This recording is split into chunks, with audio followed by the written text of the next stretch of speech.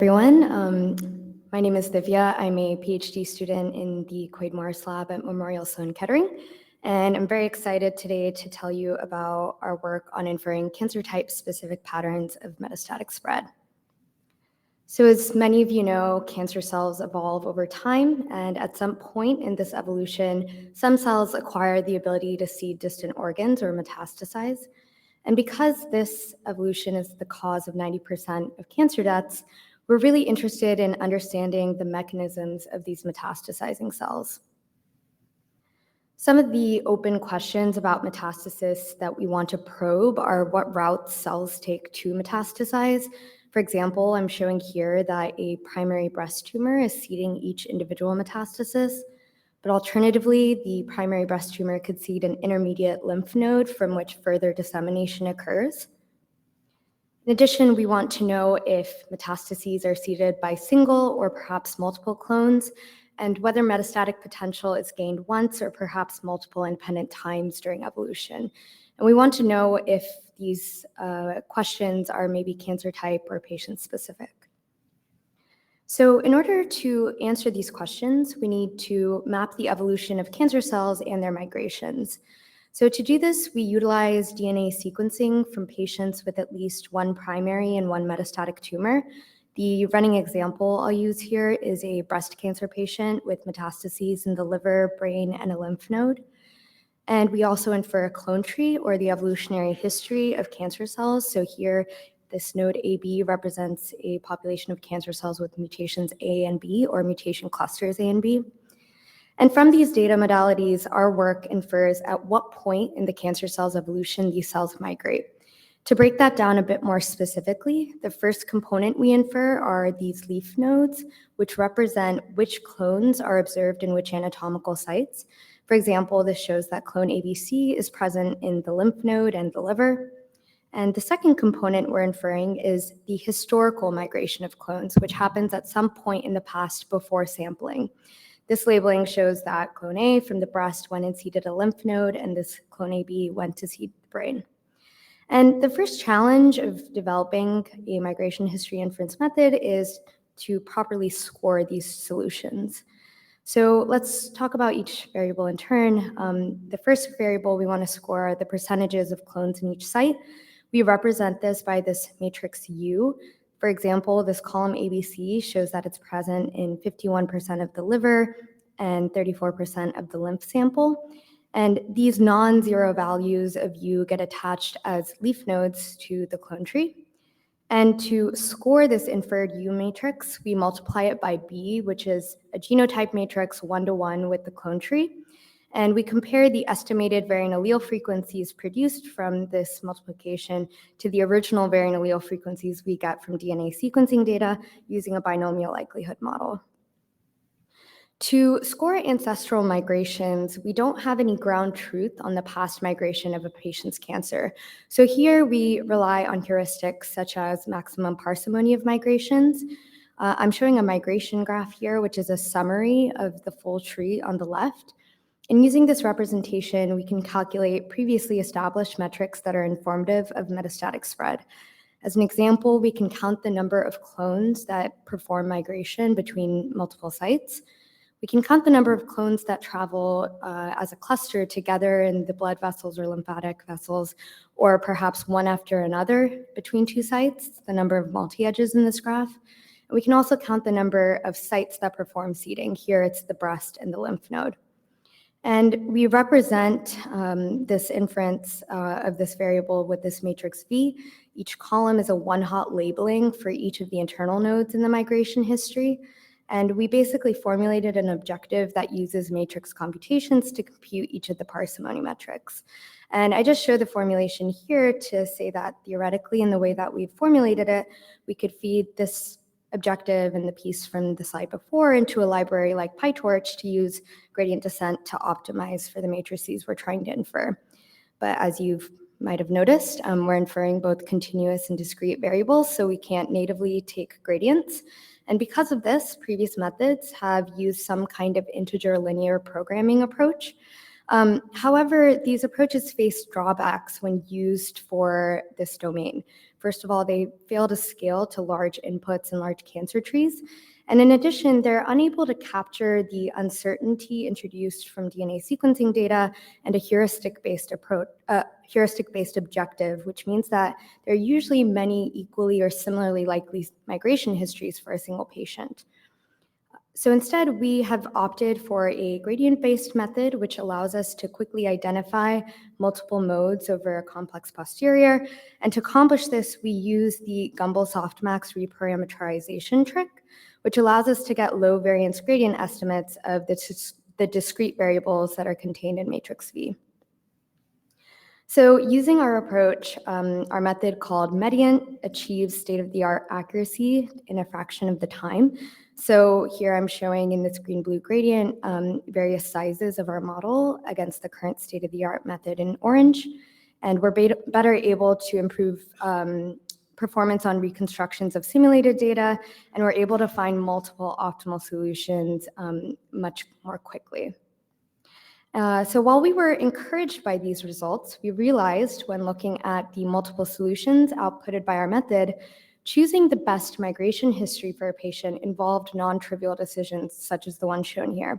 So while the solution on the left is preferred for lower migration number, the solution on the right is preferred for lower seeding sites, and they suggest very different patterns of metastatic spread. Choosing the right pattern is also likely something that should be patient or perhaps cancer type specific. And importantly, when we look at a real data cohort of 167 patients from various cancer types, we find that about half of patients have multiple Pareto optimal migration histories, which captures the relative trade-offs of each of these parsimony metrics.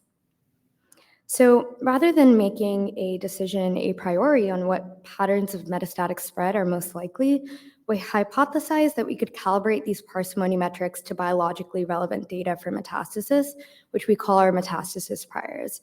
As an example, we can use the number of mutations between a cancer clone and its parent as a proxy of time, and we may weigh migrations on longer edges as being more likely. We can also use the fact that cancers exhibit organotropism, where primary cancer types metastasize to distant anatomical sites in a non-uniform distribution. As an example, 80% of prostate cancers metastasize to the bone. And I'm showing here that our organotropism prior favors a solution with migrations from the lung to the brain over a solution with migrations from the brain to the lung, which is known to be clinically rare. So we incorporate the metastasis priors by taking an entire cohort of cancer patients using our newly formulated inference framework to identify the Pareto optimal migration histories for each patient.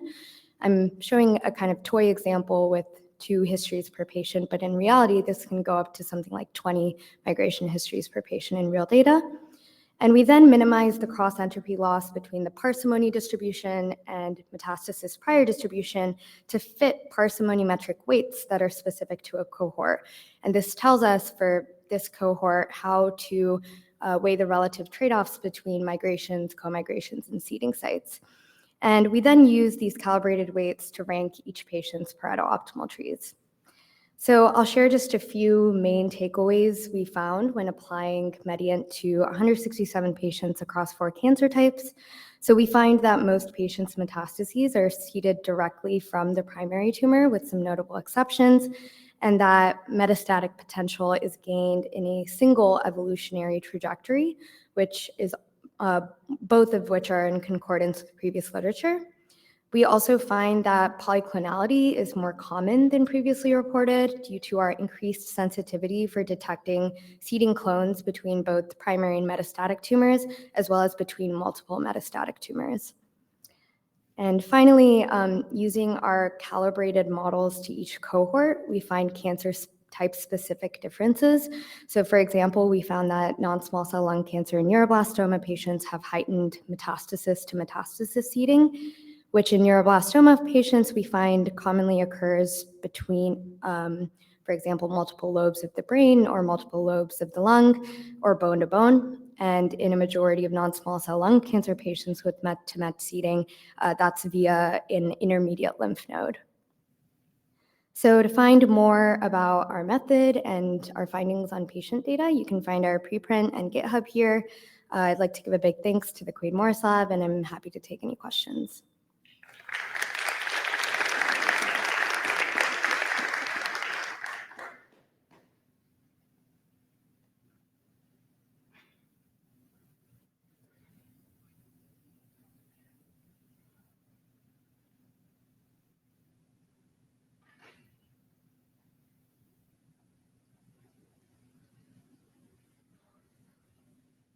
Hi, thank you so much for such an interesting talk.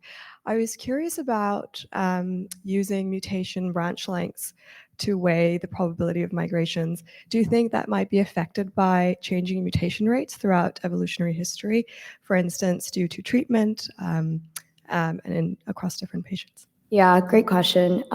So certainly there's an impact there. So this is actually why we also think that some prior methods have used genetic distance as the scoring metric to find histories, and we found that that has been not as successful as using parsimony first to identify a likely set of solutions and then helping choose between those solutions. So, and then we do see that like metastases generally have higher tumor mutation burden.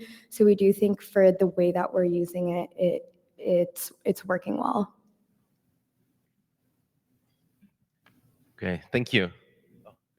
And one more question. One quick question. Oh, actually, two quick questions. Sure. I would like to understand, like, how did you decide on, one seeding event versus two seeding event? How did you prefer that?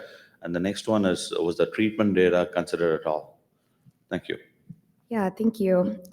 So the way that we would choose between, for example, this migration history over this migration history, which is 1 versus 2 seeding sites, is by fitting weights on each of the parsimony metrics. So we would have a weight on the migration number, on the co-migration number, and the seeding site number that is calibrated to an entire cohort of patients. And so we, for example, like on a cohort of patients, we would evaluate their Pareto-optimal histories using these parsimony metrics, and then as well as genetic distance and organotropism, and then reduce the cross-entropy between those distributions.